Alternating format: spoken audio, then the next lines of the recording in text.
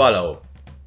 Follow is the Jamaican Word of the Week for November 24th to November 30th, 2024. In the Jamaican language, follow is used as a verb and noun with 3 verb meanings and 2 noun meanings. Verb meaning 1, to keep oneself updated about. Example, you have follow up your Olympics we are going. Verb meaning 2, to return to for new information. Example, follow up with me and I will tell you if nothing change. Verb meaning 3, to persistently attempt to harass or annoy. Example, if him not stop follow up with data, we are go fight. Noun meaning 1, to return to garner new information. Example, give me a follow up little more. Noun meaning 2, something such as an utterance or question which proceeds after another.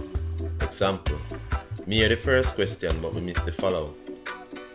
If you would like to receive the word of the week, subscribe to the channel and click the notification bell so you'll be notified when we post a new word.